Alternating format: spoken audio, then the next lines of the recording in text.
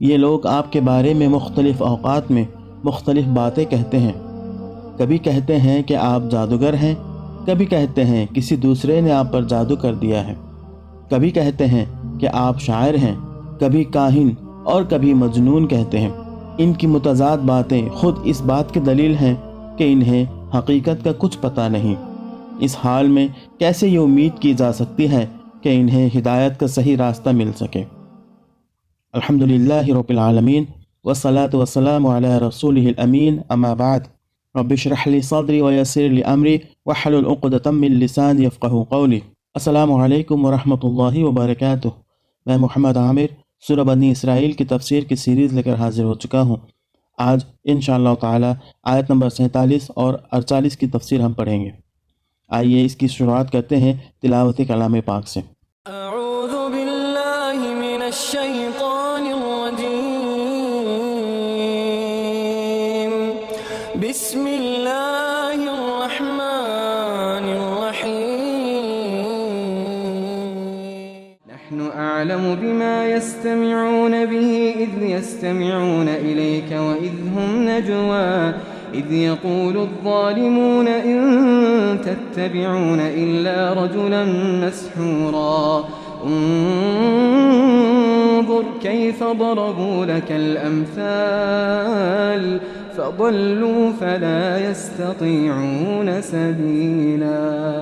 جس وقت یہ لوگ آپ کی طرف کان لگاتے ہیں تو ہم خوب جانتے ہیں جس غرض سے یہ سنتے ہیں، اور جس وقت یہ لوگ آپس میں سرگوشیاں کرتے ہیں جبکہ یہ ظالم یوں کہتے ہیں کہ آپ لوگ محض ایسے شخص کا ساتھ دے رہے ہو جس پر جادو کا اثر ہو گیا ہے۔ یہ اشارہ ہے ان باتوں کی طرف جو کفار مکہ کے سردار آپس میں کیا کرتے تھے۔ ان کا حال یہ تھا کہ چھپ چھپ کر قرآن سنتے اور پھر آپس میں مشورے کرتے تھے کہ اس کا توڑ کیا ہونا چاہیے۔ بسا اوقات انہیں اپنے ہی آدمیوں میں سے کسی پر یہ شبہ بھی ہو جاتا کہ شاید یہ شخص قرآن سن کر کچھ متاثر ہو گیا ہے، اس لیے وہ سب مل کر اس کو سمجھاتے تھے کہ یہ کس کی پھیر میں آ رہے ہو، یہ شخص تو سحر زدہ ہے، یعنی کسی دشمن نے اس پر جادو کر دیا ہے، اس لیے بہکی بہکی باتیں کرنے لگا ہے۔ انظر کیف ضربوا لک الامثال فضلوا فلا یستطیعون سبیلا۔ آپ دیکھیے تو یہ لوگ آپ کے لیے کیسے کیسے القاب تجویز کرتے ہیں، سو یہ لوگ گمراہ ہو گئے تو رستہ نہیں پا سکتے۔ یعنی یہ آپ کے متعلق کوئی ایک رائے ظاہر نہیں کرتے بلکہ مختلف اوقات میں بالکل مختلف اور متضاد باتیں کرتے ہیں۔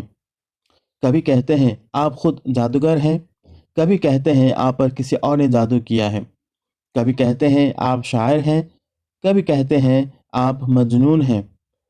ان کی یہ متضاد باتیں خود اس بات کا ثبوت ہے کہ حقیقت ان کو معلوم نہیں ہے، ورنہ ظاہر ہے کہ وہ آئے دن ایک نئی بات چھانٹنے کے بجائے کوئی ایک ہی قطعی رائے ظاہر کرتے۔ نیز اس سے یہ بھی معلوم ہوتا ہے کہ وہ خود اپنے کسی قول پر بھی مطمئن نہیں ہیں۔ ایک الزام رکھتے ہیں، پھر آپ ہی محسوس کرتے ہیں کہ یہ چسپاں نہیں ہوتا، اس کے بعد دوسرا الزام لگاتے ہیں اور اسے بھی لگتا ہوا نہ پا کر ایک تیسرا الزام تصنیف کر دیتے ہیں۔ اس طرح ان کا ہر نیا الزام ان کے پہلے الزام کی تردید کر دیتا ہے، اور اس سے پتہ چل جاتا ہے کہ صداقت سے ان کو کوئی واسطہ نہیں ہے، محض دشمنی کی بنا پر ایک سے ایک بڑھ کر جھوٹ گڑھے جا رہے ہیں۔ آج کے لیے اتنا ہی۔ اللہ رب العزت سے دعا ہے کہ اللہ تعالی ہمیں ایسے لوگوں کی پہچان کرائے اور ایسے لوگوں سے ہمیں بچ کے رہنے کی توفیق عطا فرمائے۔ آمین۔ وآخر دعوانا ان الحمد للہ رب العالمین۔